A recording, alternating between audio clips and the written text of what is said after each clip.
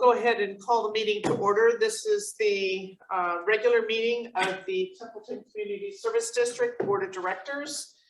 Today is Tuesday, June 7th, 2022. And may we have a roll call, please? Directors English. Here. Cardonish. Here. Gardini. Here. Logan. Here. And Peterson. Here. Okay, and with that, will you please stand and join me in the Pledge of Allegiance? Pledge allegiance to the flag of the United States of America and to the republic for which it stands, one nation, under God, indivisible, with liberty and justice for all. Okay. And with that, I think we have a special guest here from the Sheriff's Department who will provide us with an update. And I'll let you state your name for the record. Sure, it's Chris Langston, Langston. And you're welcome to use the podium. There's no microphone there. It's Okay, that's it. Thank you, the commander sends his apologies. You got tied up on another meeting, so clear in his place. I have the statistics that we ran. They're very similar to last year's. We're only up 1% calls for service from last year. 1,799 from this year, 1,778 from last year. So very similar to previous times. Excuse me. Assaults and battery calls predominantly emanate from Twin Cities Hospital. Naturally, they deal with a lot of mentally ill people that don't necessarily know what to do with themselves or can't be restrained by hospital staff. So we get a lot of calls for service from Twin Cities going over there to assist them. There was two domestic violence calls that were unrelated here in Templeton. Both reported in Templeton and resulted in arrest. There was 35 disturbance calls, primarily verbal arguments, music calls. There was a couple arguments in the park between people. None of them resulted in arrest though. Only one burglary report. Somebody, it was only a report. It was some kids that were inside and there was somebody knocking on the door and they thought they were getting the house broken into. It was the neighbor telling them that the street sweeper was coming through. So not all calls end up being what they come out as. 4 theft calls, they were just package thefts. There was one catalytic converter stolen overnight. We've had an uptick of those along the coast, so luckily we haven't really got impacted here in the North County by those, but that is something that is definitely a problem. Vandalisms, there was 5 reports. Damage to vehicle dashboard and theft of the battery. We have been dealing with incidents in the park. The restrooms over there are getting vandalized by graffiti quite a bit. We're trying to get with parks and either get a key for ourselves or the fire department so we can go over there and lock it ourselves, because the issue we've been told is they don't have the staffing to go over there and lock the restrooms at night. So it's a problem that we can't really stop from happening if they don't lock it. But it's something we're aware of and talk with them. So hopefully we can get that resolved. Trespassing calls were primarily due to motorcycles riding in the riverbed this time. It's always an issue in a rural area where we have a community that likes horses and community likes dirt bikes and everything along. So try and mitigate that the best we can.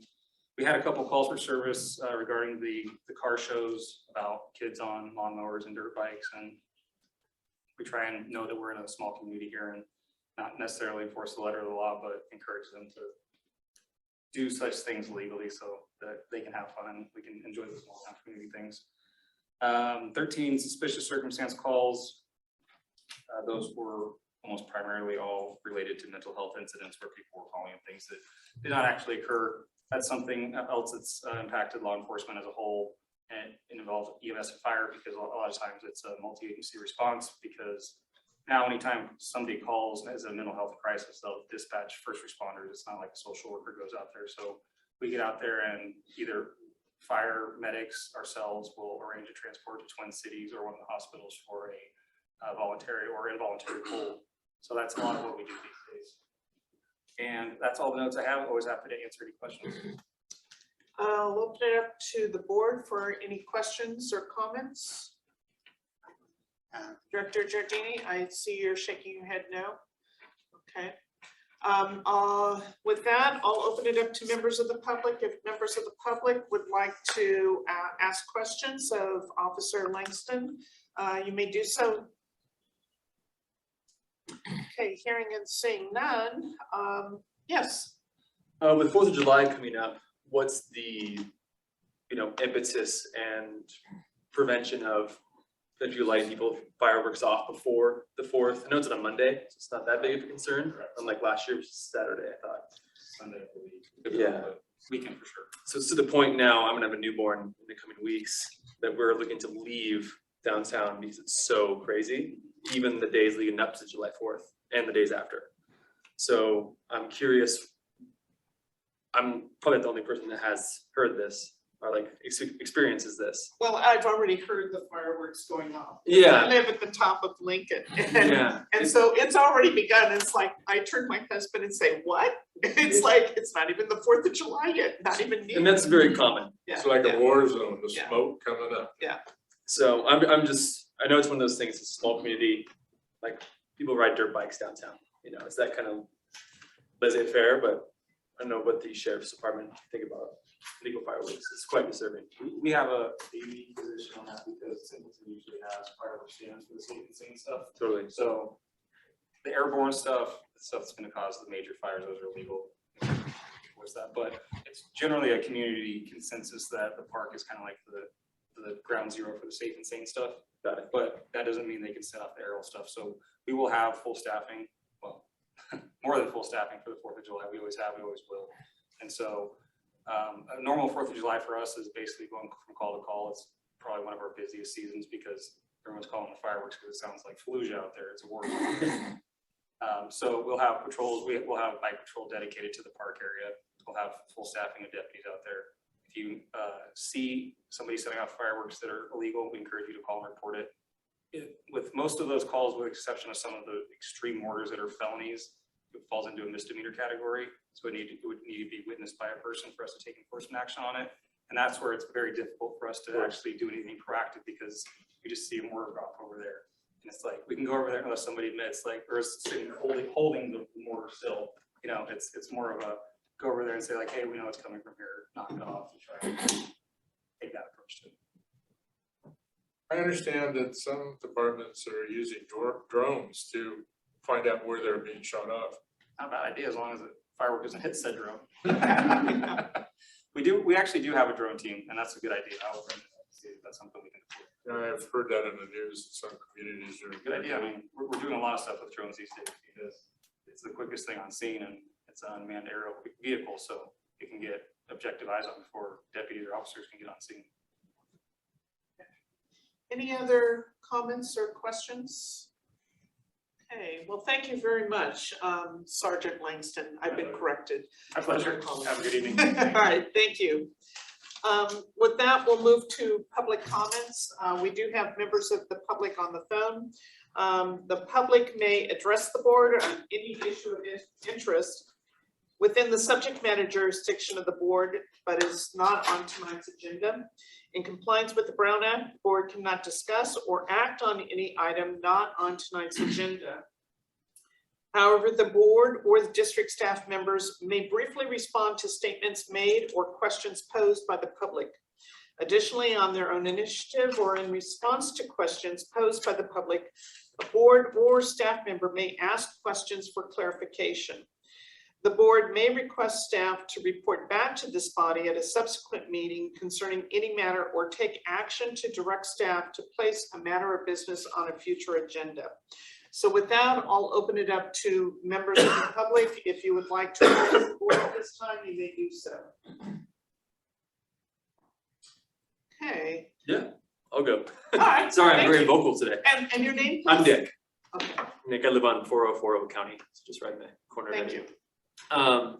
It seems that the Old County Road is a constant place of speeding to the point that my neighbor lost her cat yesterday. And I think everyone that walks on that street or lives in that street is very weary of being out in that street, especially at night, because people can really come down hard from Florence. It's to the point that I feel that it's almost, I feel it's gonna be more reactionary coming soon, if you know what I mean, that someone's gonna get hit. Or someone's gonna be pulling out and a kid's gonna be going 50 through that. It's just the way the road is built. I feel that you can really pick up speed. There's no stop sign that's gonna stop you all the way to the donut shop. So just a cause of concern, I don't know what next steps could be taken to maybe get a petition of people that live on the road, something like that, that would show that this is something that. One thing I would recommend is perhaps contacting CHP, and usually with the sheriff They sent us here. coming, the CHP also comes as well. Got it, okay. And I know that in the past they have put speed monitors on Old County. No, it's sheriff. No, it's. I don't think that's CHP. We often have CHP come and provide a report like the sheriff's did, but we're not here tonight. Yeah. But normally they are. Got it. So we were thinking they might be on the call, but Yeah. they're not. But I don't think that's, Can I just Yeah. clarify something? So traffic control isn't under the jurisdiction of Templeton Community Services? Yep, it's the county. It's the county, Yep. but the CHP is involved, CHP and sheriff both enforce it. And so, but primarily it's CHP. So county public works or the CHP might try both. I went to the county, they went out and put markers out there, and it really was kind of, I asked them to do more, and they really kind of gave me the cold shoulder. And it just seems like one of the situations that you kind of have to meet the right person that knows the person that kind of move the needle. But I imagine that you would want a consensus of people that live on that road to say, hey, look, of all the people who live in Old County, 90% have said and can swear witness to speeding and or reckless driving on this road and would like to something to do about it. I don't disagree with you, because I've seen some of it. I've even seen some of it down Main Street, but I think, as our general manager has indicated, it's outside the scope of this body's jurisdiction. But CHP would probably be a good alternative to address that with. And they've been really responsive in the past to things that we've brought up here, from board members talking about some of the traffic that used to back up on Old County when school was in regular session. So I would recommend perhaps addressing it with CHP. They've been pretty responsive. So Yeah. you know where their office, Yeah, they sent me here for this meeting. CHP. there. Yes. They sent you here? I went there today, Huh? so, Interesting. yes. So you can see how Yeah. I'm kind of getting pitted. Yeah. So maybe he'll show up next time, as Jim Well, said. and usually they come to the first meeting of the month. So that's. Which is today, right? Yeah, which is this one, but they've not shown up tonight. Got it. Calendar on the second Yeah. meeting. I also think they go to TAG's meeting, don't they, Director English? Updated tag. Yeah, actually, I'm writing some notes down, and that's one of them would be to refer Nick to TAG. There's a couple things, Nick's a neighbor of my son and went to school with my son, so I will provide you with some contact information of Thank you. who to reach out to.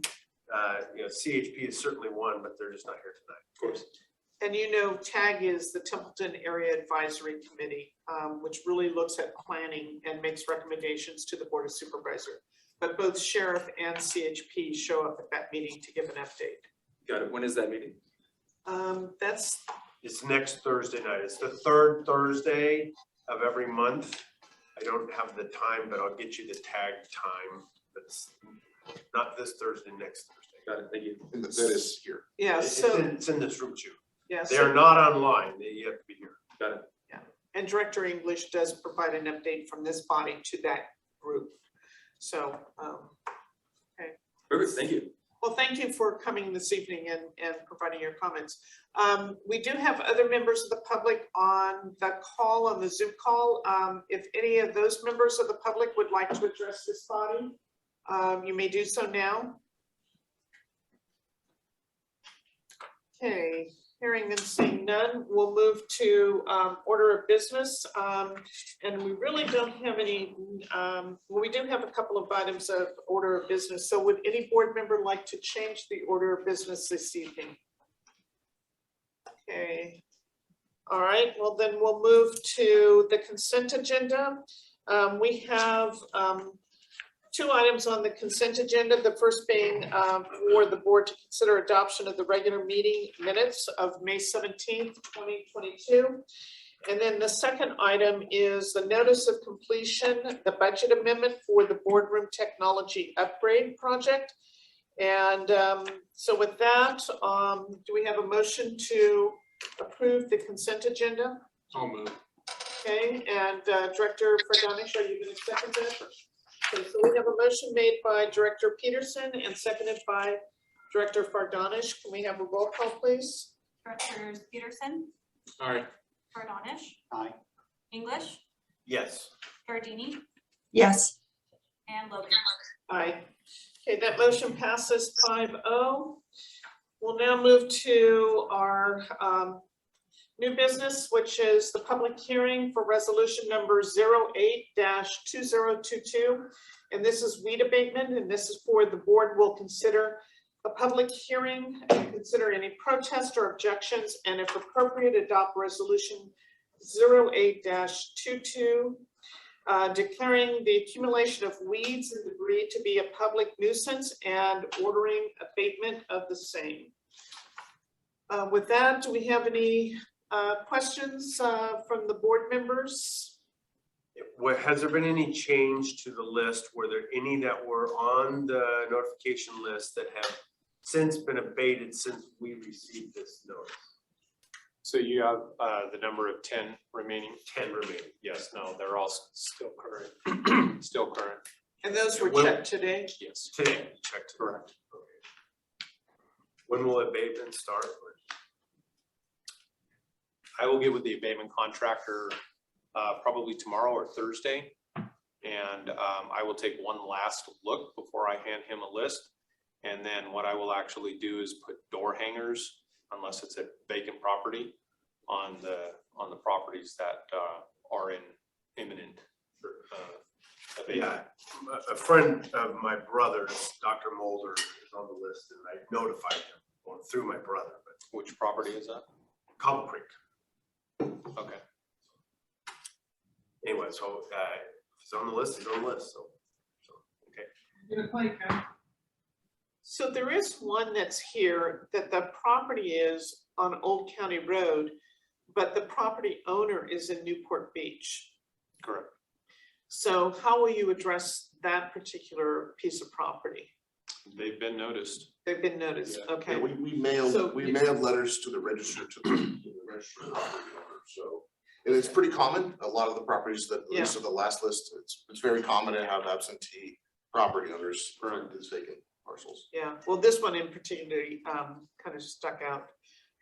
Okay, any other comments or questions before we open the public hearing? Okay. With that, I'll open up the public hearing, and members of the public can state any objections or protests that they may have regarding the weed abatement and the resolution before the board. Okay. Hearing and seeing none, I'll bring it back to the board for action, for vote. Do we have a motion to approve resolution -08 or 08-2022?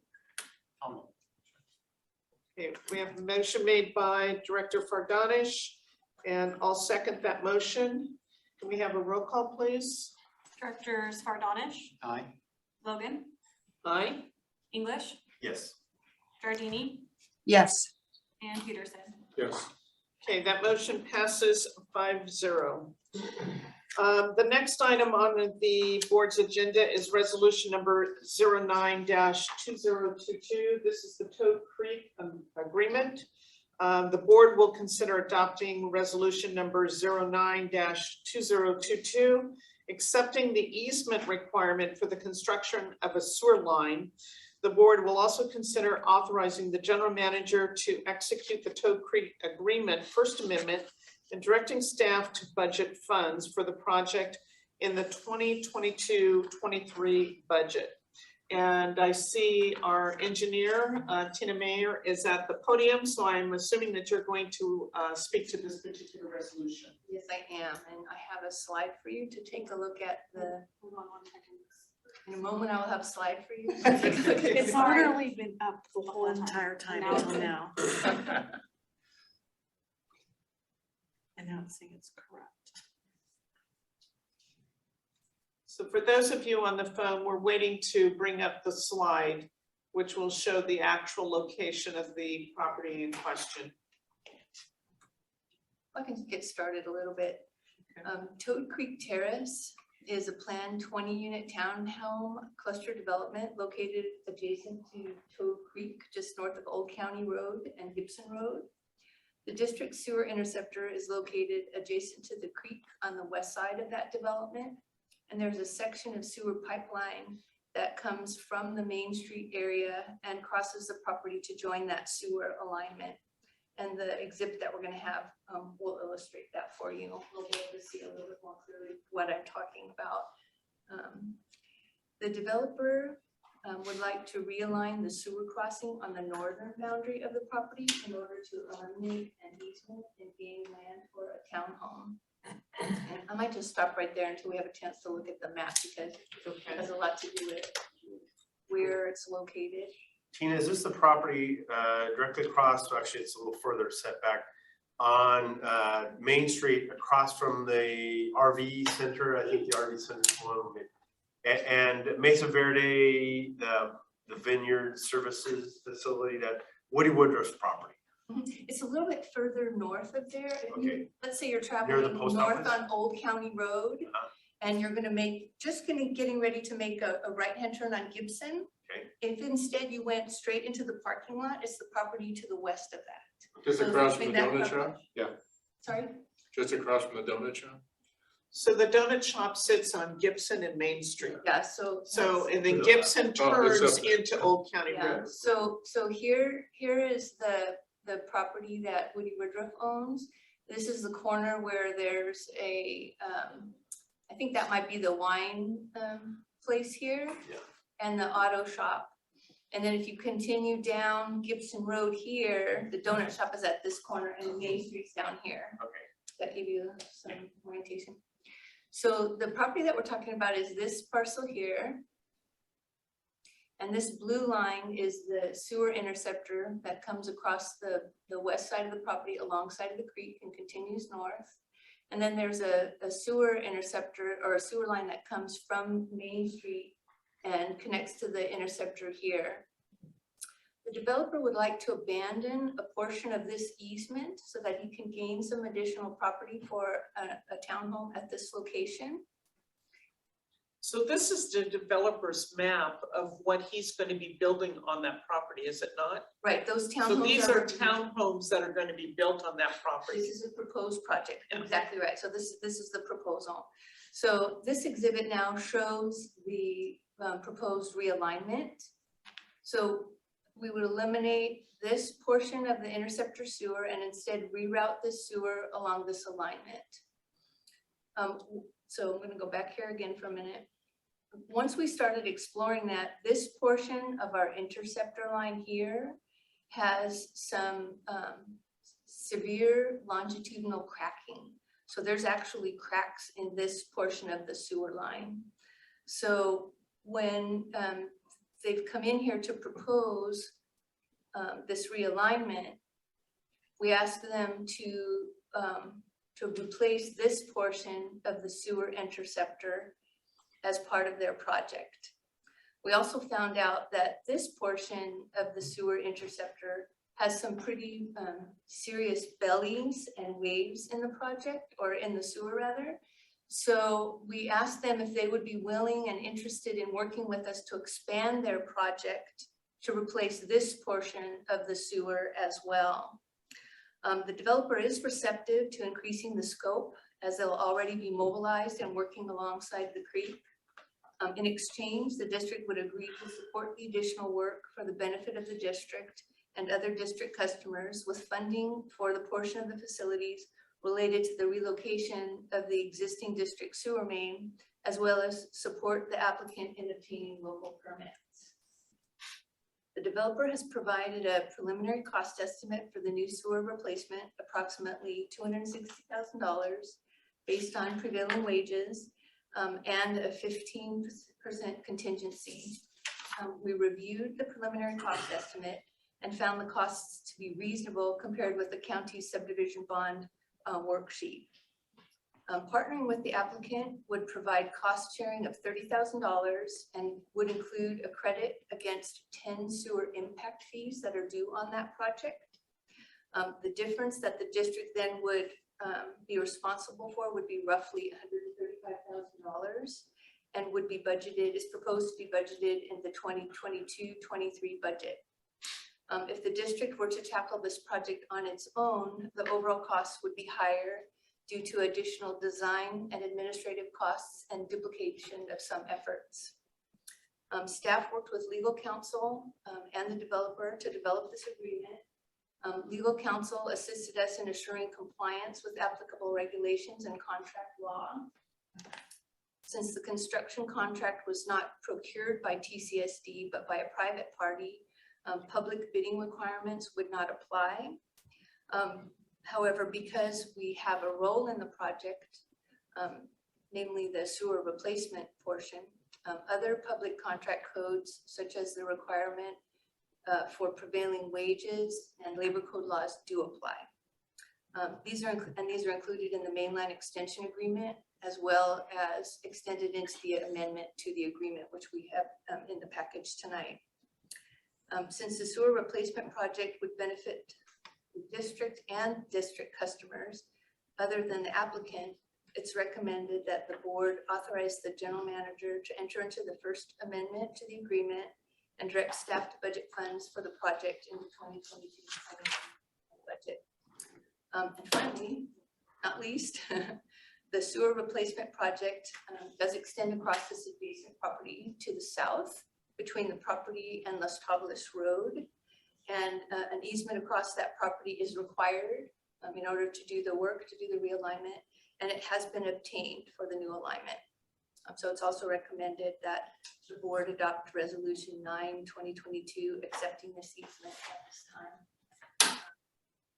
I'm happy to answer any questions. I see that the applicant and their engineer is also online tonight. So if there's any specific questions that come up, they're also available. Okay, so let me open it up to the board first for questions before opening it up to members of the public. So do any members of Director Giorgini, you have your hand up, so I'll go to you first. You have a question? Yes, I do. What is that property zoned? I don't have the answer to that question. Their proposed project is a cluster development. Yeah, I believe Director Giorgini, that property has gone before TAG quite some time ago.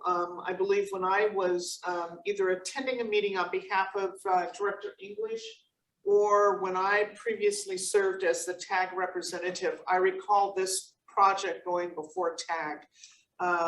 So it is, I think it's been underway for quite some time. Yeah, is it entitled yet? I mean, that's. I believe it is. Well, no, my question is because if it's,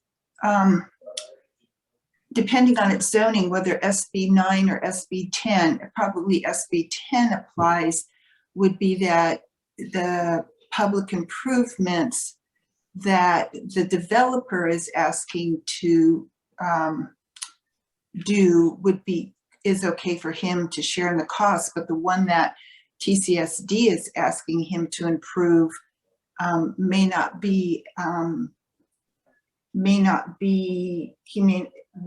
be able to enforce that through SB 10, but I don't know off the top of my head because I don't know the zoning and I don't remember exactly all the wording in SB 10. So I was wondering if staff had looked at that or if the developer had looked at that, just to make sure we're not requiring public improvements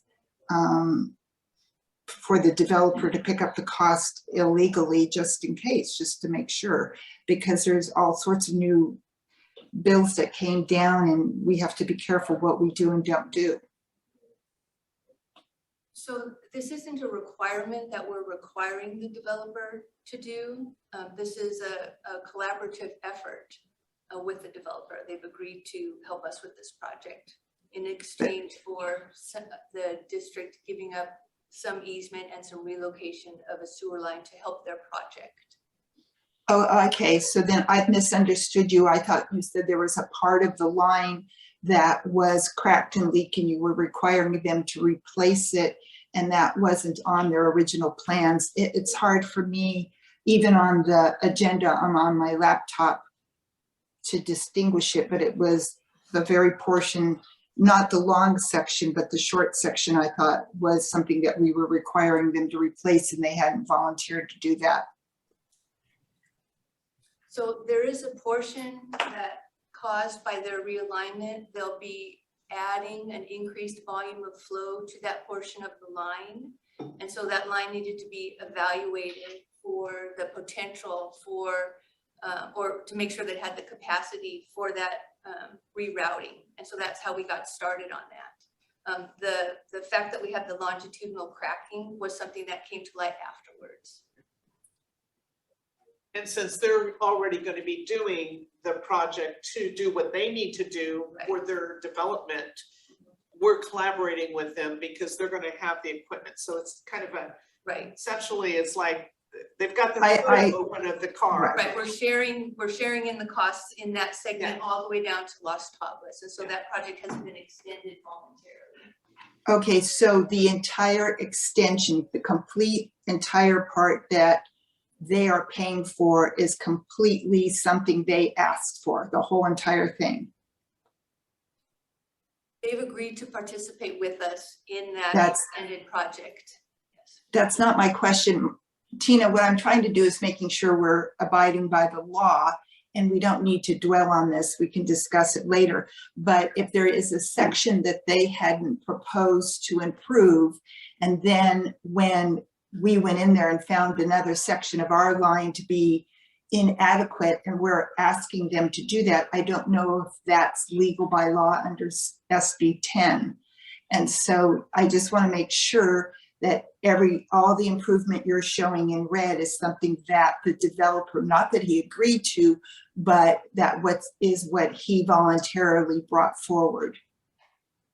So our portion of the project is something that we're paying that cost, correct? I think that's what Director That's my Jardini is. understanding. I think what's throwing me off a little bit is this discussion about the SB 10. We did meet extensively with legal counsel to verify that what we're doing and the way that we're setting it up and working with the developer, that all complied with all normal public contract code regulations. So if there's something further that we need to ask about, we can certainly do that. So our legal counsel has said that basically what we're planning on doing here in terms of collaborating with the developer on what we need to fix anyway, that's already been cleared. Yes. Okay. I don't know how that could be the case when we don't even know the zoning of the property. So I don't want to elaborate on this. I'll write an email to Jeff tomorrow. Or I can look up, if you send me the APN, I can look up the zoning and see what it is. I just want to make sure we're not getting into trouble. The lawyers aren't up to date on SB 10 as much as the land use planners are in SB 9, because there have been no court cases on it. So it hasn't been challenged in any way. So anyway, I'll take it up with Jeff tomorrow. Thank you, Tina. Thank you for raising that concern.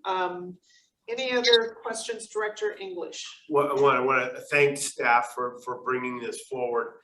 I think this is a great opportunity to get this done before homes are built. Then it would be very difficult to get back in there and do something.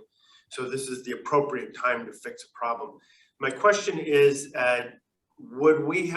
this a budgeted replacement item as part of our infrastructure deferred costs? So that I don't know that our master plan update identified this as a potential replacement area, but as we learned about this development, we began to analyze the impacts to our system based on where they would tie into it.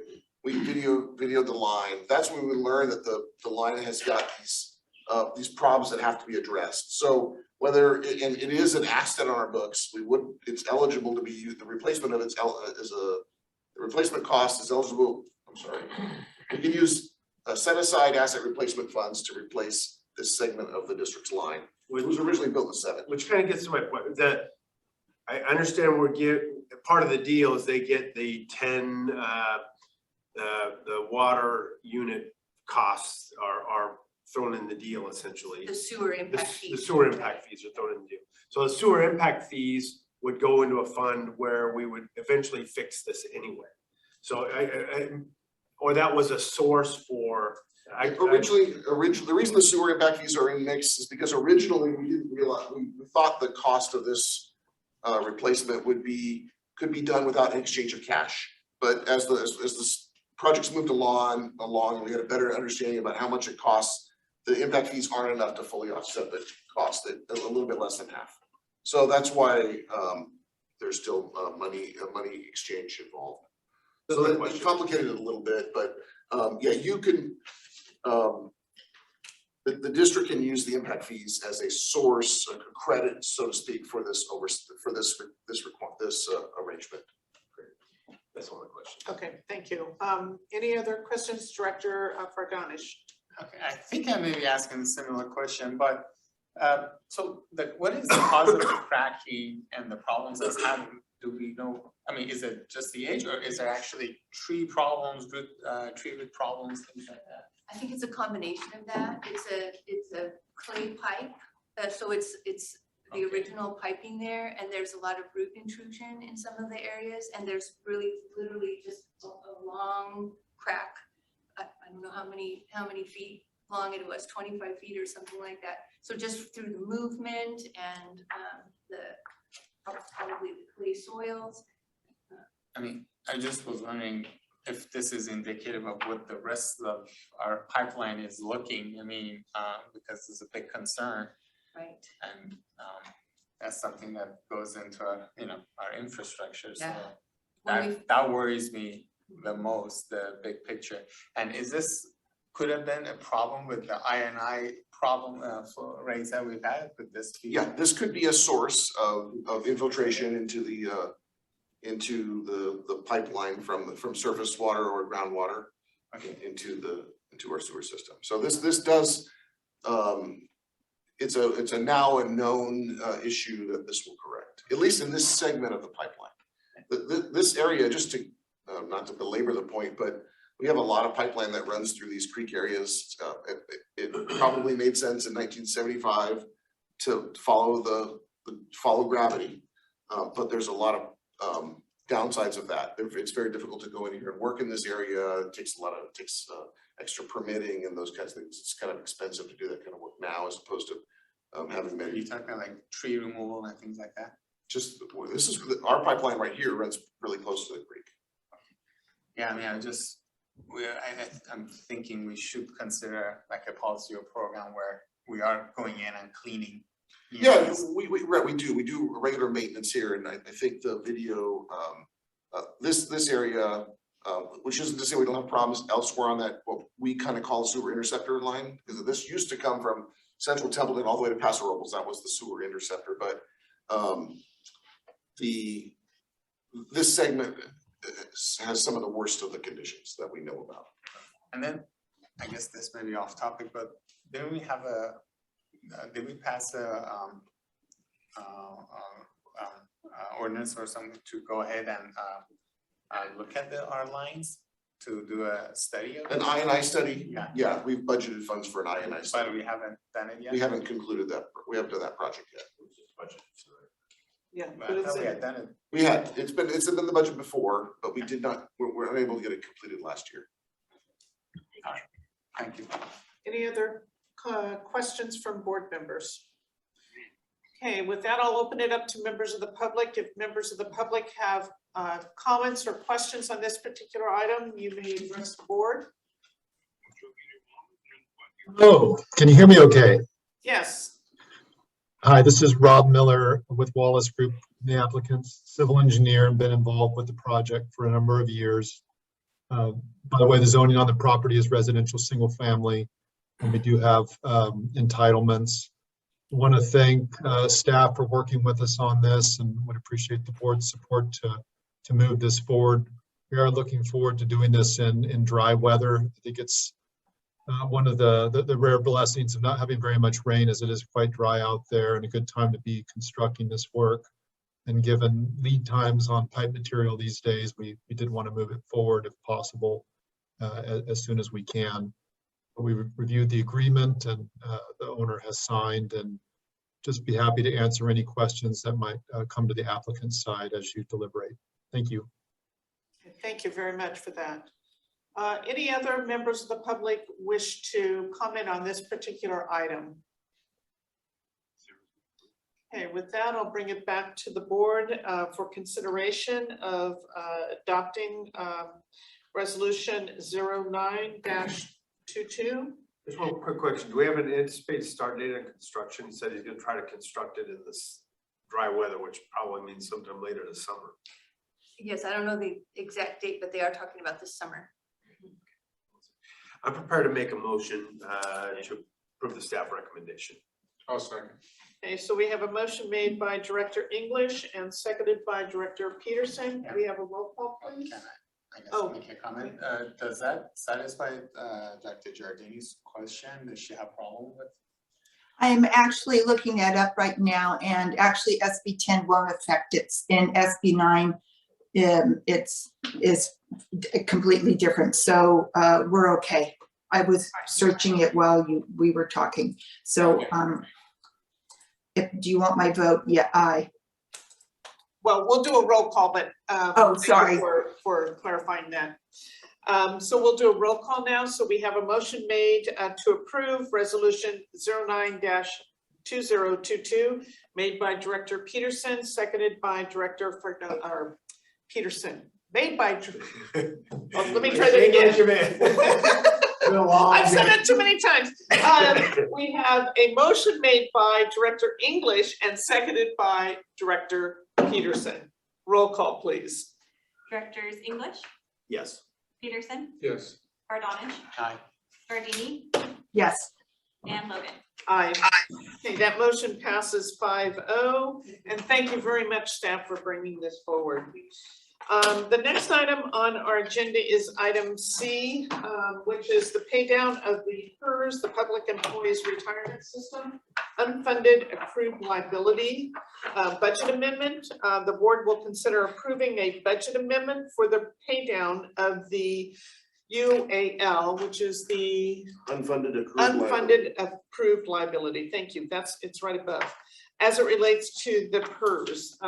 So with that, I'm going to turn it over to the general manager to speak to this particular item. Yes, thank you very much. Yeah, let's see if we can get, I just wanted to grab just for background information. I included in the staff report. This is let me step back for a second. This is kind of a little bit of a messy financial item. In your staff report, or attached to staff report, I included the 6 most recent actuarial studies that PERS provided for our plans. So for those of you who really want to dive into the details on this, they're available, posted online. I'm going to cover this in more of a high level version without diving into those details, but we can answer questions about them if you would like. In summary, or in sort of to provide a background on this topic, as I mentioned, we have 6 pension plans through CalPERS. Prior to 2012, or through most of 2012, that number was 2 pension plans. We call those our tier 1 plans, for lack of a better term, or our legacy plans. Those are the plans that are available to district employees and retirees who were with the district prior to, I believe it was mid-December 2012. This tier 1 plan. So then in 2012, the district opened up a new plan, 2 new plans. Again, one is for miscellaneous employees and one for safety, in our case, firefighters. 2012, the district amended its contract with PERS to create a new tier of plans, a lower level of retirement, to create some cost savings for employees that start after a date certain. I believe it was mid-December 2012. I'll call those tier 2 plans. We'll get into some of these details in a moment. And then also in 2012, the legislature of California passed pension reform known as PEPRA. And that by default created 2 new tiers, one for safety, one for miscellaneous, starting in January. So now that's how we get to the 6 various plans that we're going to speak about tonight. Over time, each of these plans has various components, and they're shown up on this screen right here. So I've labeled these tiers 1, 2, and 3 for miscellaneous or non-safety, and 1, 2, and 3 for safety. Each of the plans are different in terms of their benefit level. I've labeled them in terms of their commonly used in the industry. So for tier 1, the formula or the benefit level is 3 at 60. What that means is in summary fashion, or it means you earn 3% of your in this case, highest year per year that you've worked for the district at age 60. It's a generous plan that has a normal cost of 15.25%. That's the employer portion. So that's the current year's portion. So the members of the district, the employees of the district that are in that tier, that's what the district pays on their behalf to PERS, 15.25% of their pensionable earnings. It gets submitted to PERS each time we pay employees. It has a employee contribution of 8%. That's a deduction that we make out of the employee's paycheck and also paid to PERS. And you can see that same concept goes through all of the various tiers. Tier 2, a little lower normal cost. Tier 3, or our PEPRA tier, lower again normal cost because the benefit levels are reduced. The same phenomenon happens with the public safety tiers, tier 1, 2, and 3. And you can see the normal costs are higher, and then they go down. One thing I do want to point out is when PEPRA was introduced, the concept was the employee and the employer share would be about even. And you can see that in the tier 3, you can see that the employer cost at 13.13% is almost the same as the employee deduction of 13%. So this concept's held true and has worked pretty well for almost 10 years now for the PEPRA employees. However, the normal cost hasn't been sufficient to keep up with the total expected cost of these various programs. And this, going back in time, was probably pretty predictable. All of the problems that we're facing, all the challenges we're facing right now, it largely didn't exist in the 80s and 90s because these enhanced pensions, in our case, particularly tier 1, those options didn't exist. But agencies, particularly during the 90s when investment returns were really strong, agencies had what was known then as they were super funded. In other words, they had more money set aside in their pension portfolio than the predicted cost of providing that pension. And so the legislature and the PERS actuarials said, hey, you can enhance these benefits and it may not cost you anything. So lots of public agencies provided these enhanced benefits, including Templeton CSD. Well, as it turns out, that prediction was not very good. And even with a higher increase in normal cost, investments didn't stay as strong. We went through a series of recessions, and lo and behold, we ended up being in a deficit with regard to our pension pool. And I don't say Templeton CSD specifically because essentially every public agency is in the same boat. We're all part of these various same pools. So that UAL that's labeled there, the unfunded accrued liability, is the cost that, or is the dollars that PERS estimates, again, as of June 30th, 2020, so about 2 years ago, was the deficit that Templeton CSD is in at that point in time for each of these tiers. This would be for the benefit of all the existing retirees. I believe there are about a dozen that are in our tier, existing retirees in our tier 1 miscellaneous, and a couple in our tier 1 safety. Those are the ones that we're here to talk about tonight. Tiers 2 and 3 under both miscellaneous and fire, there would be no reason to have this discussion. Those are very minor deficits. The funding percentage, as you can see, is above 90%. And those are, performing well, at least as of the June 30th, 2020 analysis. But additionally, PERS has over time, on a couple of occasions, reduced its expected earnings on its investment. In part as a reaction to poor earnings and to sort of reset expectations going forward. Well, the result of that, the lowering of the discount rate, so to speak, helps inflate this liability as well. So over time, these numbers have grown, and you can see if you really wished to in the attachments, there's a history of what's happened with the UAL and how it's grown. So we owe about, in total, we owe about $2.8 million. And PERS is going to get us one way or the other. If we take no action on this tonight, we'll just keep getting bigger bills for our UAL every year. And it's like, without our consent, it's like having a 7% loan that's outstanding on these funds. So we wanted to come before you tonight and look at some various options to reduce the long-term financial exposure of the UAL to the district. As a matter of fact, even if you wanted to get out of PERS, you cannot until the UAL is paid down. Otherwise, we would be passing along that liability to everybody else. So we're here tonight to kind of talk about some of the options to pay the UAL down and what are some of the benefits of considering these options. So if you can just scroll down to the next, there you go, that's perfect. So one of the options is to consider using the district's available cash in its various funds to pay down the UAL.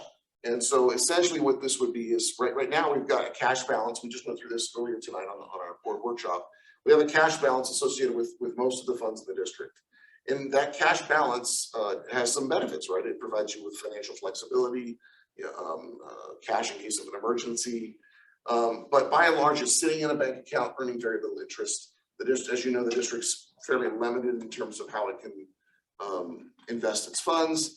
And so for the sake of argument, let's say we're earning somewhere around 1%. It's really lower than that in aggregate, but we have some investments that earn 2 or 3% and some CDs and such. So right now, the district's cash balance is earning something like 1%, but we're paying on a loan at 7%. So the concept that's before you really is to convert that cash, pay down the UAL, and then realize indirectly the savings of going from a 7% loan to to not earning 1%. So you're like saving 6% money, 6% on your money by doing so. But there are some consequences of this decision. So this concept was brought forward to the Finance and Administration Committee about a month ago, and that committee recommended that this concept come before your board. What I've done in this second table, which is also included in the staff report, is shown what the projected June 30th, 2022 balance is. That's the projected balance in about 3 weeks. So that's the balance if we do nothing. You can see the water fund about $4.5 million, and the wastewater fund about 1.37 million, and the drainage fund about 55,000. In Parks, Recreation, and Solid Waste, once we combine the fund balance of each of those funds, about $553,000, and in the fire fund about $570,000. If we were to consider paying the UAL down to or up to 100% funded, so pay the amounts that were shown on the previous table for each of the 6 plans, mind you that only 2 of the plans have a really significant balance, and then each of the funds would pay its share plus the administration fund, since it doesn't have doesn't have a cash balance. It's really its share belongs to the various other funds. We apply the administration fund share of the UAL using the cost allocation methodology to each of the other funds.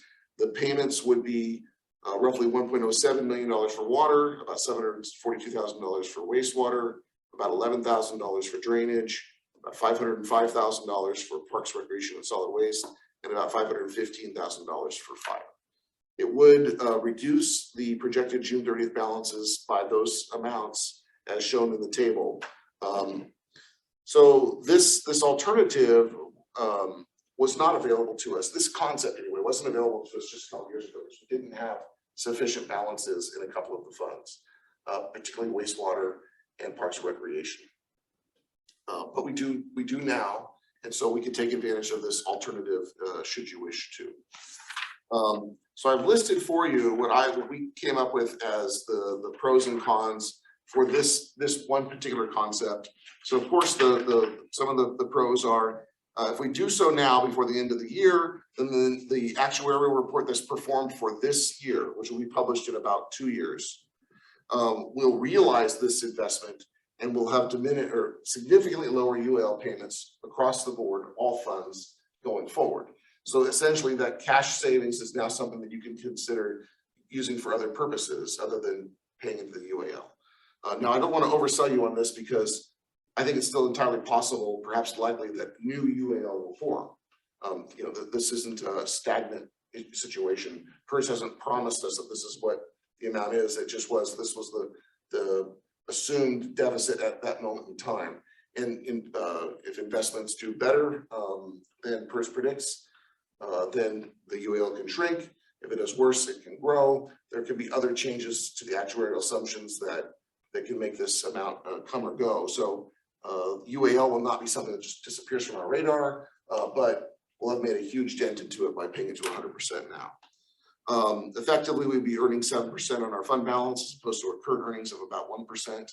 It reduces the annual contributions to the UAL beginning in 2024-25. So again, a couple of years from now, you really start to see the benefits of this pay down in terms of reduced annual cost to PERS.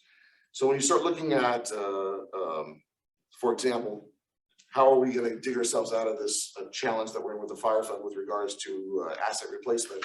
This can be a tool. We can free up roughly $40,000 a year in the fire fund starting 2 years from now by making the payment today.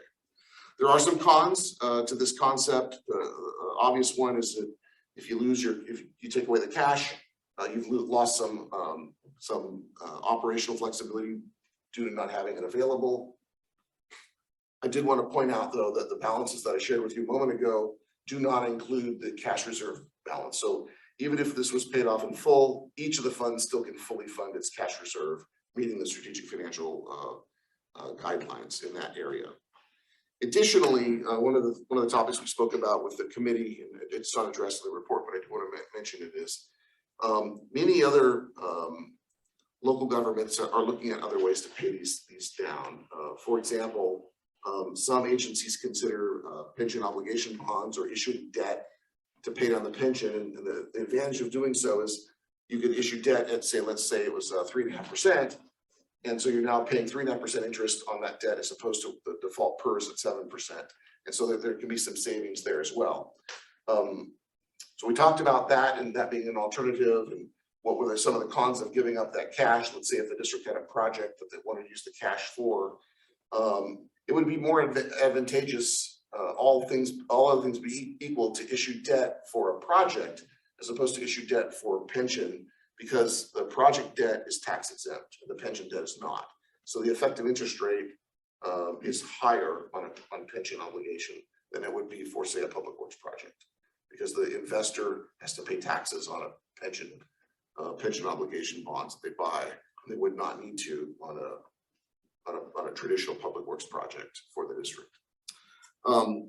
So that's the concept that's in front of you today. I did want to point out there are a number of other alternatives that could be considered now or in the future. So you could program this pay down. You can say, hey, I'm not going to do it today. Let's put it in next year's budget. It would have largely the same benefits, but everything would be like a year later before you realize them. Again, personally looks at this sort of snapshot in time once a year, June 30th, and we don't get that report isn't available to us for like a year and a half. Well, more than a year later. I think our June 30th, 2021 reports will come out later this summer or early fall. I think maybe September, something like that. Yeah. So it takes a while before you see what that looks like. You can pay down a portion of this. You don't have to pay to 100%. You could pick, say, for example, 90%. This would provide most of the benefit that exists now. We have to recalculate the figures a little bit. There's probably a greater likelihood that the UAL payments resurface quicker, or that the UAL grows faster if it's not paid down as far. PERS provides a couple of other alternatives. They provide actually a revised amortization schedule. And this would be a great option if the district had better cash flow, but no cash balances. you could accelerate the payments over time. Instead of say paying on it for 25 years, you could pay on it for 10. And just like if you refinance your mortgage at the same interest rate, if you pay for it for over 10 years instead of 30, the amount of interest that you pay is reduced. That's what the revised amortization schedules would provide. That'd be a good option if we didn't have the cash balance. We could do nothing. This is totally optional. We're doing, PERS will just bill us. They'll tell us every year how much our UAL payment will be. We'll program it in the budget and life will go on. Again, it's essentially like maintaining a 7% interest rate loan. And then finally, and this is kind of maybe where we started with it, many months ago, I advised you last year during our budget process that this was something that we should consider tackling this fiscal year. We did start looking into getting some other ideas and some help, and got a proposal from a financial planner, municipal planner, and legal team. They really specialize in this debt issuance because most agencies don't have the cash that's available to pay this down. And we talked about various options that we could do. And what we talked about was we thought we had the cash to take care of it. And they had put together a proposal that would assist us in developing a policy, assist with the cost allocation of the policy, and this could come forward to the board. However, the billing rates are fairly high, and it would cost us about $40,000 plus or minus. It's hard to get the exact figure because on the legal side, they provided just their billing rate of about, I think it was $570 an hour for the billing rate. So I kind of had to extrapolate to come up with this estimate, but I think it's not a small dollar amount to work with a team like that to get something more comprehensive for you to review. But ultimately, I think nonetheless, the best option is going to end up being making a big dent into this UAL. It'll provide benefits for years to come. So I hope I outlined the issue for you okay. I'm happy to go into some more detail if you want to discuss some of the assumptions or anything that's in the actuarial studies for each of the plans, but I'm not an actuary and would rely on my interpretation of it. That's it. That's it. Thank you for that. With that, I'll open it up to members of the board for questions. Director Fardanish. Right. Well, thank you for the report. Actually, if you could have this, never mind. The report you mentioned, so is this, could it be similar to OPEB, like what we did tonight, where we combined everything together and then transferred everything to administration? Can it be like that, where we've just have a number and then So to PERS, that's what it is, right? PERS doesn't know. So let's say you look at our tier one, you look at this $2.384 million UAL. PERS doesn't know where our employees work, whether it's water or sewer or administration. We break those figures down based on, and now, starting with this next year's budget and how this is proposed, based on total payroll by fund. So yeah, because my concern is if we do go down this route, is for parks and fire, we're using a lot of the money from their funds, but water still has quite a bit left. So I was wondering if we could just fix some of that from the water fund and still leave some. Would it make sense to do that, or? So the breakdown is based on that cost allocation plan. So the water fund cannot subsidize like sewer or fire, right? We've got to still comply with Prop 218. So we use the established cost allocation plan to break out those costs. Like, for example, can we do an internal loan?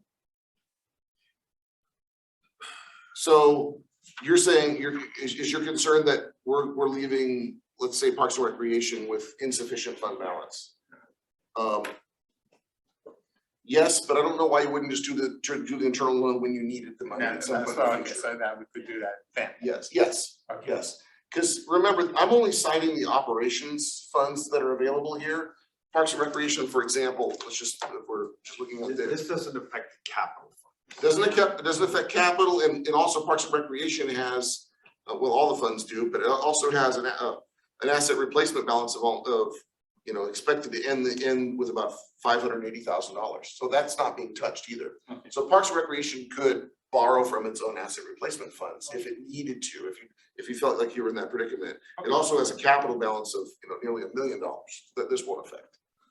So really what this does though, just it reduces significantly its future obligations to pay to the UAL. It's gonna end up paying for it one way or the other, upfront or down the road. Yeah, okay. Yeah, but if we do need the money. Yes. Okay, all right, that was my concern. Thank you. Okay, Director English. Thank you for the report as well. My initial reaction is pull the Band-Aid off, just do this. This just makes every bit of sense. But my question is, do we have any project or do you forecast any projects? Because this takes cash out of our pocket.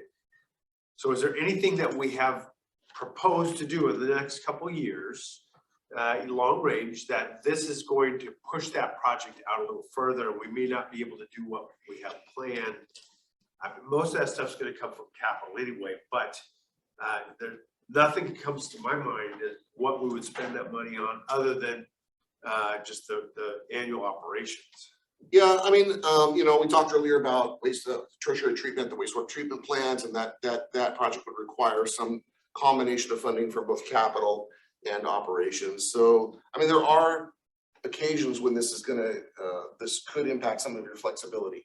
I don't expect that to be the case. And I guess I would argue that even if it is, and even if you have to borrow money, it's gonna be at lower than 7% interest. So, but I don't wanna say that there's no way it will affect it. I mean, it obviously, cash in the bank is pretty nice, right? It provides you a lot of security. There's a cost to it. Especially when we're earning our money. That's my question. Yeah, unfortunately, the cash in the bank isn't earning enough to offset the 7% interest that we're being charged on this. So that is security, but I'm not sure that it's benefiting us. And I tend to agree with Director English. This balance is only going to grow each and every year. So it's kind of one of those things where we just have to bite the bullet and do what needs to be done. And I think eliminating a 7% interest rate, there's a big incentive to do that. And now when we met earlier and talked about the budget, this is the particular item that you were saying that you would have to go back and factor this into the budget, correct? Yeah, there were two. Both the item that you just dealt with before has an impact as well, but this one does. This one will affect. This would be significant. If this is approved, we will go back and revise all the funds will have revisions to their 2021-22 projected, or their budget and projected expenses to account for this. They'll lower the beginning balances for next year. It won't affect any of the line items for 2022-2023, but it will affect the beginning and ending balances. And then we'll see that at the June 21st meeting for the approval of the budget. Yeah, you will revise it between now and the 21st. If this is approved, we'll revise those balances before the 21st. But the line items that you discussed earlier tonight are not affected. Okay, thank you. That's all I have. Director Peterson, any comments? Only that I'm definitely in favor of this. I don't see it as biting the bullet. I see it as like a cost savings to us. I've dealt with this for many, many years, and I have to blow our own horn, but LA County didn't get sucked into all this in 1980, and so they don't have this problem. And we even went up to Sacramento and said, you guys are crazy. You won't be able to stand this throughout the years anyway. But I don't think we have any options. And as we said before, if we have something that comes up, we can borrow money much cheaper than we're paying. And I don't really trust CalPERS and their actuarial unit from the experiences I've had with them over the years. And the fact that we're a year and a half, 2 years behind whenever these figures come out, we don't know what they're going to do. And so I don't see any other options other than doing what. So I am definitely in favor of doing this. Okay, thank you. Director Giardini, do you have any comments or questions at this time? Okay. If there's no further questions from members of the board, it looks like we lost all of our public except for the gentleman that's in the room. Any questions or comments that you might have on this particular item? The employee contribution, how is that just CalPERS saying this is what that employee would pay, or is that you all calculated that? So no, that is the form, there's a default formula that's in the associated with each plan. What's listed there is the employee contribution rate as established by PERS, and it is also what our employees pay. I will tell you, there are lots of arrangements, lots of other arrangements that are out there. Something that was fairly common until fairly recently was including Templeton Community Service District had what was known as employer paid employee contribution. And so up until 2013, the district paid the employee share. There are other agencies where employees through bargaining and other sources pay more than their share, pay part of the employer share. In our case, the employees pay the employee share and the employer pays the employer share. Got it. Just from my point of view, I'm obviously 401k, so it's totally different, but my contribution is a lot higher than 9% for my retirement. So it seems like I was very surprised by how low they are. Yeah, actually, in the private sector, it would be a pension plan. Got it. And not a 401k. So a pension plan, there's FASB, and FASB, which is the Financial Accounting Standard Board, basically says that for a private company, they have to, or even a publicly traded, they have to reserve for this liability. So with a public agency, it's GASB, but it's PERS that we're dealing with that's basically saying to us, this is your liability for retirement benefits. So, are we ready to have a motion made? Yeah, I'll make a motion. Director English, you have a question or Well, comment? I'll second it. I was just gonna say that I think in my years on the board, I've never had a thicker report than this one. This is a record for you, Jeff. Well, no, So you killed a lot of trees when you No, made this report. we did, and I'm sorry, I just sort of felt like this, I didn't expect you to read it, but if I'm asking you to make a $2.8 million decision, I wanted you to have the information available. I appreciate it. So what we have, it's just so you can appreciate, we have the PERS actuarial report that has been provided. And I guess in the future, is it possible that this is printed two-sided? Yes, it is possible. Because that would be my recommendation, that we print it two-sided if we are going to do this, because It it would sounds say. to me from that answer that there's a problem. Well, it's just, we've had some hiccups in the past when we try to have some documents that are two-sided and some documents that are one-sided, but in fact, this would have been a good one for just these, because I normally wouldn't have attached stuff like this, but I wanted to make sure you had all the information you needed. I think maybe in hindsight, I could have just posted this online and sent you a link. It's not public, these reports are not easy to find through the PERS website, but we could have posted them on our own website. To save some paper. So, but the good news is if you make this payment today, hopefully this isn't a topic you need to face again in the near future. And we won't have to do this kind of reading for some time. Okay, Your motion in a second. so do we have a motion made? Yeah, I'll make the motion that we pay down a PERS unfunded accrued liability to UAL budget amendment. Okay, and do we have a second by? I'll second that motion. Okay, so we have a motion made by Director Peterson to pay down the PERS unfunded accrued liability budget amendment, seconded by Director English. We have a roll call, please. Peterson, Yes. English, Yes. Thomas, Aye. Gardini, Yes, and Logan. Aye. Okay, that motion passes 5-0.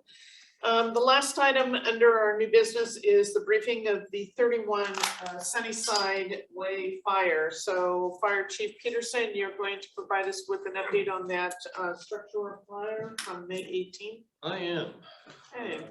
Thank you, members of the board.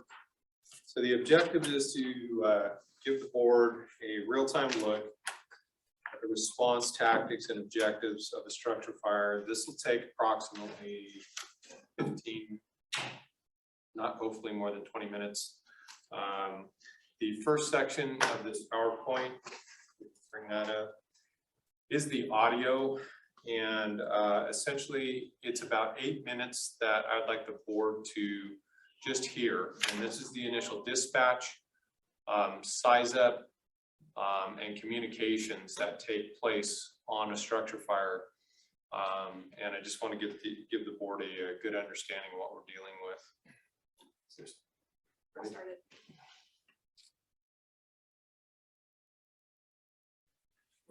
May 18, 2022, 5:33:27 a.m.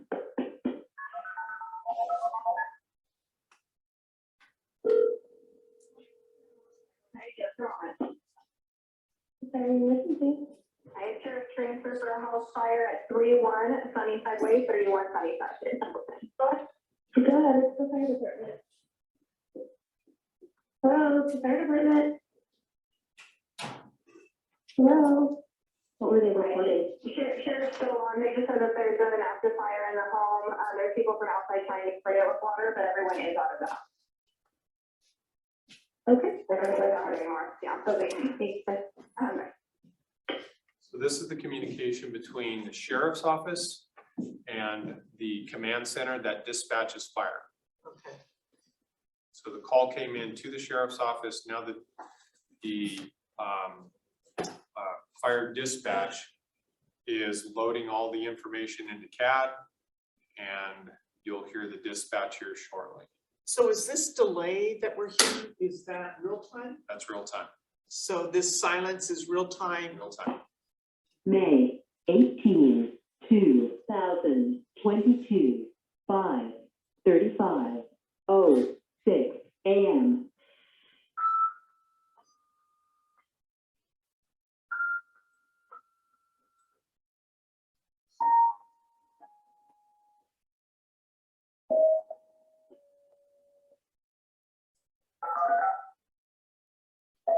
Is this a transfer we're called in? These are our tones to activate each station. My pager at home, All the phones are going off. station 30 to Tascadero, Paso Robles, Superior. Battalion 3415, Chief 7100, Engine 7190, Engine 30, one engine past the city, one engine the Cascadero. The structure fire, 31 Sunnyside Way, Texas Peterson Ranch Road, 31 Sunnyside Way. Pursuing that scene, SME, IC, Access Command 4, Taxi Guard 23, Guard 25, 73535. May 18, So this 2022, is cutting Five, in between a couple of 37, segments to 22 get to the next segment. a.m. 7190 is our engine that just responded. Engine 7190 responding, reserve by 37.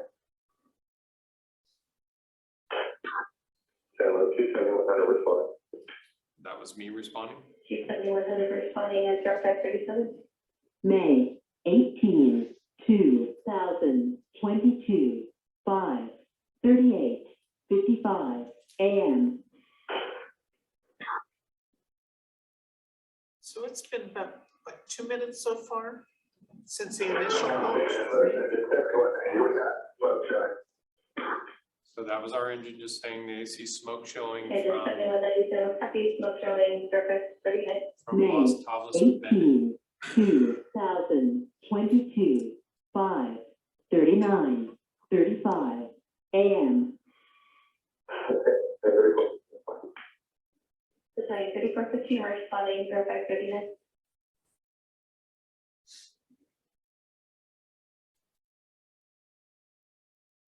And I'm gonna give you a breakdown of times. Yeah. Slide. The single story, single family residence. Got full involvement. At least the living room area, will establish IT, designated.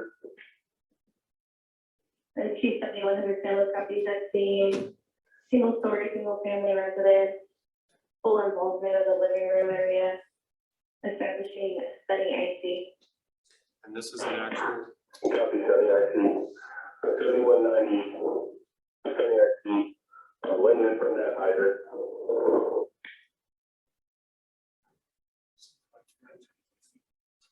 Seems like it's taking a long time. Disregard, don't try again. Right. 30, 70, May So 18, this is an actual photo 2022, just after we got on scene. that 41, you're looking at right here. 28 AM.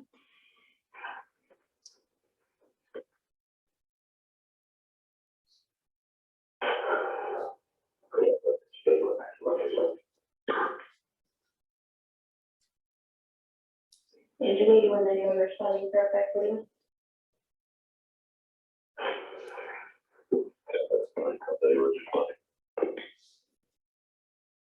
That was the Atascadero Agent Paso. 7591 responding, verify Right please. to 5 minutes. May They're just now 18, responding from their 2022, respective cities. 5:43, 47 AM. So Agent 30 just arrived at scene. Agent 30 at scene, verify 42. May 18, 2022, 5:44, 06 AM. Agent 30, 70, I did. May 18, 2022, 5:46, 39 AM.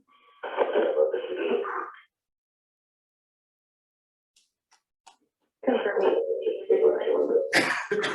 May 18, Paso Robles engine arriving at scene. 22, 5:47, 57 AM.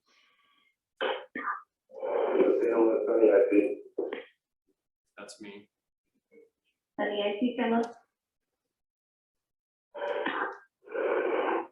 Point, we've got all clear for, Kingdom Home, and apparently we have 2 dogs in the structure. Getting stuff picked up, I'm knocked down at this time. I've got Agent 30, 7190, 8191, and whatever resources you have.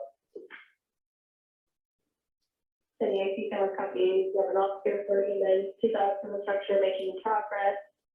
Battalion 3415 and engine 7591 show still responding. Copy that.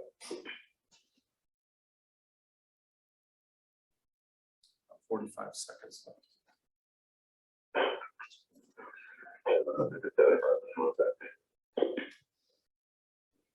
Engine 7591 at scene, 0548. So for what's that, that's Atascadero. May 18, 2022, 5:57, 25 AM. Any IT camera?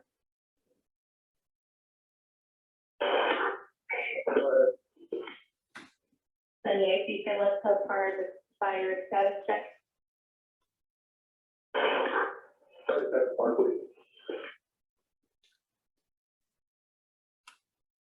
Camera copy 0557. May 8, Okay, so that concludes, this dispatch goes on for a little bit longer, that the entirety of the incident's about 30 minutes. Obviously, we're not gonna go through that whole thing, but I wanted to give the board a perspective on the initial size up, ramping up resources and basically assigning those resources to a structure fire. Essentially, that's what you heard on dispatch. When they, at the end, what I will tell you is they asked, the PAR timer has expired. What a PAR timer is, a personnel accountability report. And that's basically when I have firefighters interior of a structure fire like that, I'm responsible for checking their time on air when they're in breathing apparatus. And I can only have them in there for a certain period of time before I have to swap them out with a fresh crew. So that's what that PAR timer is. And I started a second PAR timer as that recording ended. So really quick, the fire was dispatched at 0535. We were responding, 7190 and myself at about 0537. I arrived on scene at 0540. I reported a single family residence with a fully involved living room and determined that we had an all clear for human inhabitants. At that time, we did hear that there were a couple of dogs inside. I had a very frantic lady at my window indicating that there was a name. And from 30 years of experience, I identified it was an animal and not a person. Obviously, there's a different level of gear that we jump into if it's a person, and our tactics kind of change. 7190 arrived a minute after me with 2 personnel and deployed the first hose line within 6 minutes of dispatch. So I know it seemed like a long period of time from what you guys were listening to, but we actually had water on the fire from 6 minutes of dispatch. And that's the hose line you see right there with 1 person, and Captain Goldblum was pumping the engine at that point. Interior attack, engine 30 arrived on scene with 2 personnel at approximately 0542. They laid a supply line from the nearest hydrant to supply 7190, our structure engine that we're borrowing. Engine 30 then joined their crew, then joined our firefighter on the hose line. They were on hold until we got another engine on scene. Because we had an all clear of the structure, we now have to meet a certain standard of what's called 2 in, 2 out. Paso engine 8191 arrived at 0547. And then shortly after, Atascadero's engine arrived at 0548. With all crews, we totaled about 12 people. That included myself and the other battalion chief. NFPA 1710 says we have to have 2 in, 2 out. I'm bringing this up because sometimes during structure fires, people say, well, why didn't they go in? We have to meet certain legal requirements by NFPA and by OSHA before we can actually go in. We have to have what's called a backup crew, okay, or a RIC crew in certain situations. NFPA 1710 recommends that each company be staffed with 4 firefighters, including a company officer, and that the company officer must remain as part of that company, and they cannot stay outside the building as command. So essentially, the minimum staffing on a structure, single family dwelling, is 14. We had 12. We were a little bit below. I'm starting to look at that and seeing what other resource we could add to our automatic aid agreement for structure fires to meet the NFPA standard. And right now I haven't discussed it with them, but if we can get State Hospital Fire Department with their 2 personnel, we would then meet that standard. So the initial first alarm assignment to a structure fire is typically 2,000 square foot, 2-story single family dwelling without a basement, without any exposures, must provide a minimum of 14 members. Interior attack, when we commenced that, as soon as the Paso engine arrived, then we had that backup crew. We could go interior and we started getting knocked down. OSHA standard, this provision requires that at least 2 employees enter the IDLH atmosphere immediately dangerous to life and health, and remain in visual or voice contact with each other.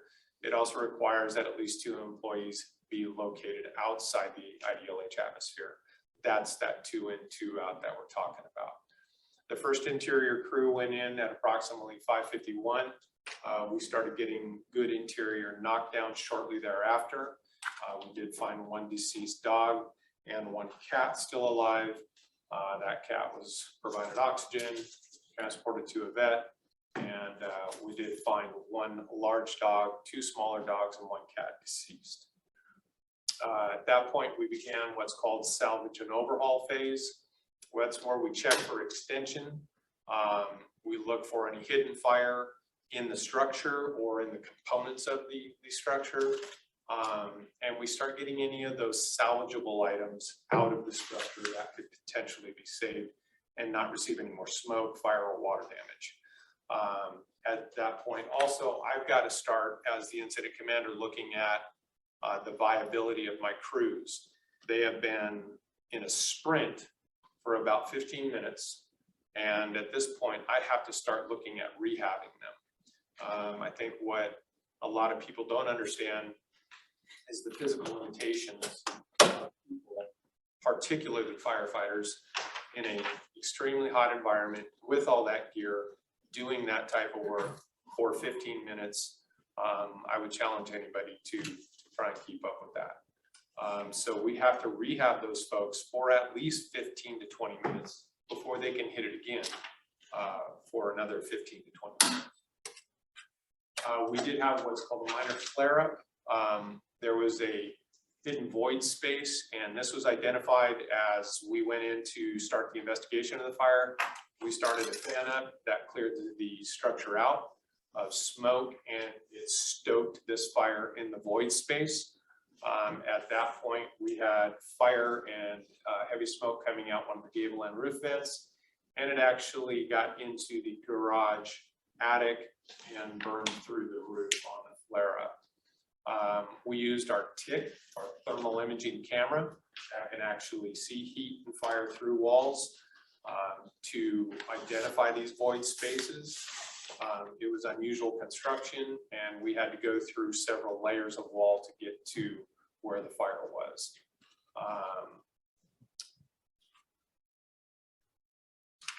At that point, we went into what's called investigation mode. I asked dispatch to send out SLOFIST, the San Luis Obispo Fire Investigation Strike Team. 2 of our captains are currently going through investigation training, and they were partaking in that. There's an interview process. We start looking at the cause of the fire through process of elimination. We look at burn indicators, area of origin. We get it down to a point of origin to then determine what the cause of the fire was. At that point, when we start getting into incident termination, I identify what resources had been used. I try to get the resources back to the adjoining agencies that are our automatic aid agencies as soon as possible. In this situation, we released both Paso and Atascadero. When that flare-up occurred, we had 6 personnel on scene along with Engine 30 who had 2. That flare-up caused another long duration of work, and I was concerned about rehab again with our folks, so I called the Paso engine back to assist us again. We had the fire out before the Paso engine got there, but it allowed me to pull my crews out and put their crew in to finish the overhaul. So at this point, we started equipment cleanup. Again, there's hose, air packs, and turnouts that all need to be cleaned and taken back to the station. The apparatus needs to be put back in service, fueled, reloaded with hose, and resupplied. With that, I'm available for any questions. That's just an overall viewpoint of a typical structure fire and what we go through. This was a duration of about 4 to 4.5 hours. Thank you for that. That was quite interesting to kind of get a comprehensive understanding of the timeline of how those calls come in, but also what you actually do. And I would think that also just the adrenaline and the stress level of those firefighters would be, yeah, I mean, way up. In addition to just having all that heavy gear on as well. So, yeah, so I appreciate that. With that, I'll open it up to the board. Director Ferdanish. Thank you for the report, very enlightening. One question I have, the call, I guess, went to the sheriff first. Why would it go to the sheriff? The Sheriff's Department is our local PSAP, public safety answering point. So any 911, anytime you call 911 from Templeton, it goes directly to the Sheriff's Department. Okay, so you guys don't get it, I mean, concurrently then? Well, it's just housed there, right? I'm sorry? It's just a central point of contact, not Correct. necessarily So that it's owned by the sheriff, but just a central point of contact. Correct. So for example, in the city of Atascadero, their PSAP is their police department. So their police department dispatches their fire department. Same thing in Paso Robles. Their police department is their PSAP. So we don't have a police department. That makes it the Sheriff's Department for us. Because I guess there's a minute or two delay then between that then from the sheriff. I'm still trying to work on some of those numbers as it came up in our master plan. Yeah, trying to identify time of call to time of dispatch has been a little more difficult to determine. So when you first started hearing this recording, you heard the sheriff's dispatcher trying to transfer the call to CAL FIRE dispatch. Correct. We didn't get the original answer, the sheriff's component themselves, so they would have made that call some seconds before that. Correct. So we didn't get that, and then also this was a little unusual because that caller didn't make it to the Yeah, fire dispatcher. they hung up the phone or they put the phone down. That's why you heard the silence and you heard the CAL FIRE dispatcher asking, hello, hello. And so that's when the dispatcher from the sheriff's department gave the information that she gave to the CAL FIRE dispatcher. And then the second question I have, is there, can you share what the cause of the fire specifically was, or is that? So what we've determined on that particular fire was that it was electrical in nature. It's still under investigation, as we put it, but through process of elimination and everything that I've looked at and that the investigators looked at, it looks as though it was electrical in nature. It's just overloading the system? Or? No, well, yes and no. It was an outlet and a combination of some loose breakers in the panel is what we're looking at right now. Yeah, so the insurance company will come out and they'll take a further look. Their investigators, the insurance investigators will take a further look. Then they'll collaborate with us to see if that kind of meshes with what we think. Okay, all right. Well, thank you. Appreciate it. You bet. Communications hub, is it gonna go up?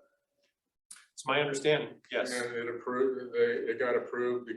I know there were some people that didn't want it because of the height or.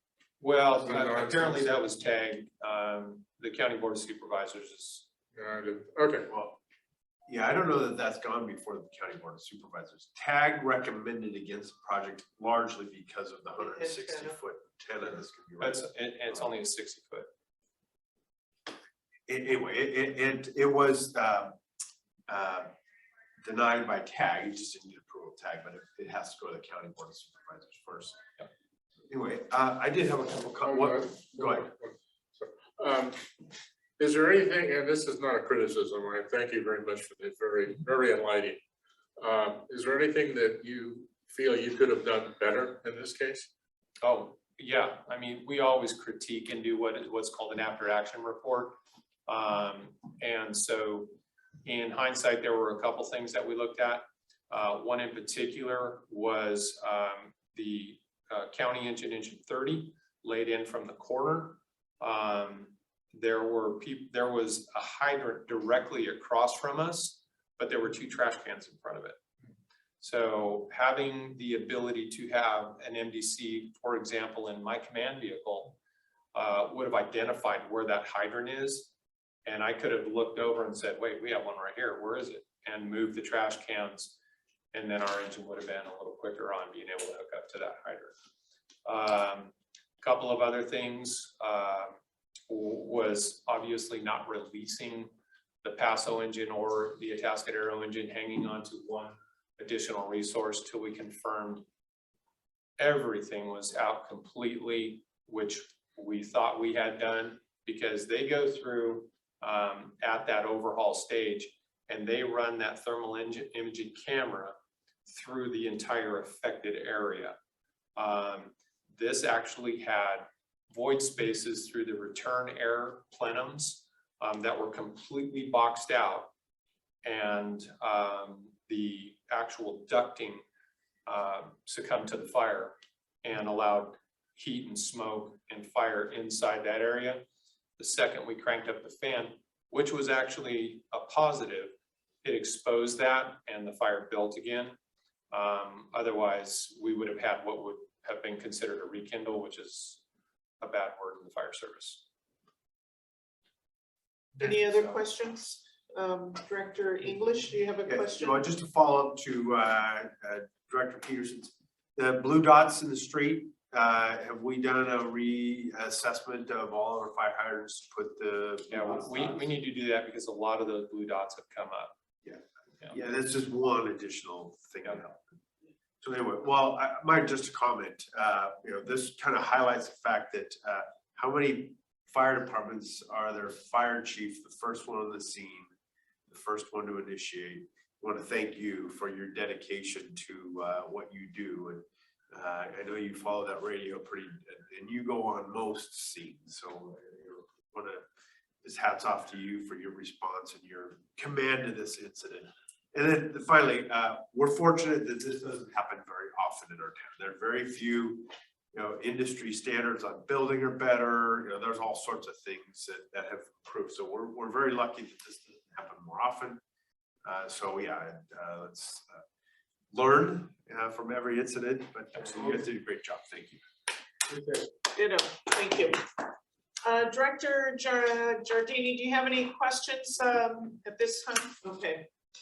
Thank you very much, Chief Peterson, for that. With that, I'll turn it over to our general manager for his report.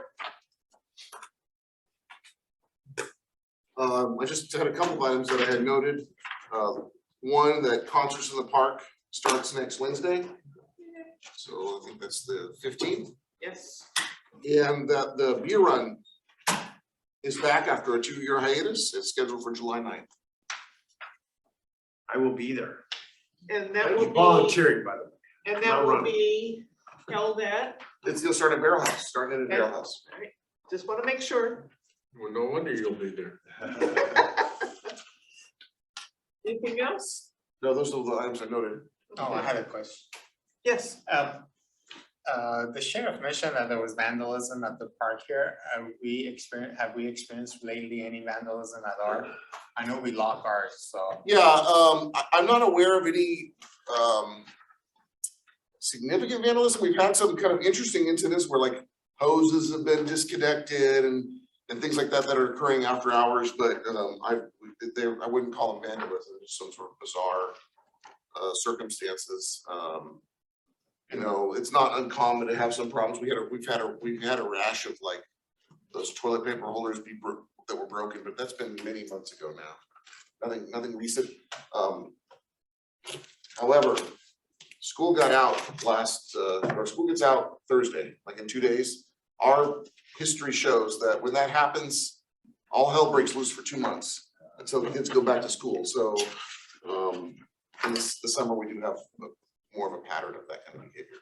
And then has the county reached out to you as far as maybe trying to help out with the facilities here?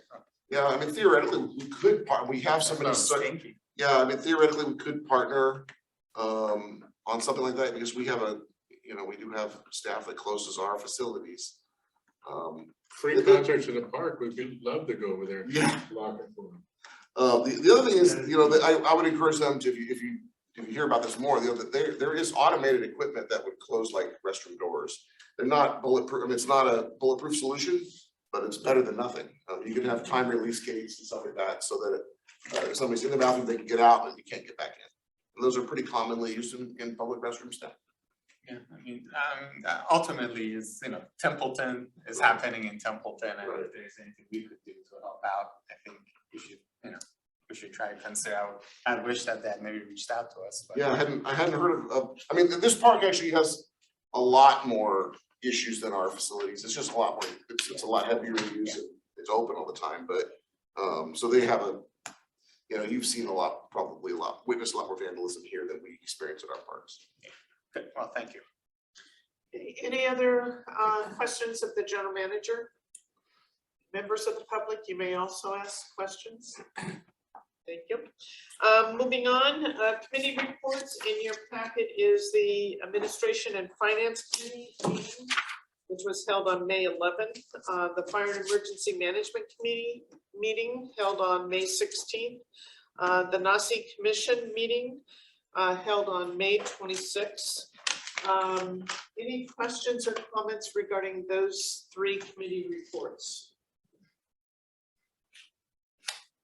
Okay. Moving on to directors' reports and or comments. Any comments from directors on meetings that you attended on behalf of the district, or any other comments? Director Peterson? Yeah, I would like to thank Nick for showing up. It's really nice to get people interested in what we do and show up at our meetings. I hope to see you again. So, Yeah, I would say I'm sure others would be interested, it's just, I didn't even know this was a thing. We've been trying to figure out ways to get people here for a long time. I hope you can get your concerns about, because I just live right up the hill and I know exactly what you're talking about, so. Yeah, there's more young people moving into town, like, I swear it's a tractor beam, it all pulls us back, That's a good thing. Yeah. So thank you for showing up. Appreciate it. Okay, with that, we have a couple of items before I adjourn. For tentative items for our next meeting is AB 361 resolution. That is to allow us to continue to have the option of in-person and remote participation. And then the Prop 218 hearing regarding the refuge rates. And the public hearing for the budget approval for fiscal year 2022-23. And those are tentatively our agenda items for June 21st. With that, with no further business, I'll adjourn the meeting at 8:44. So thank you also for attending, Nick. Yeah. I've not met you, but yeah, thank you. Appreciate your interest and participation this evening. Deborah, I won't be here.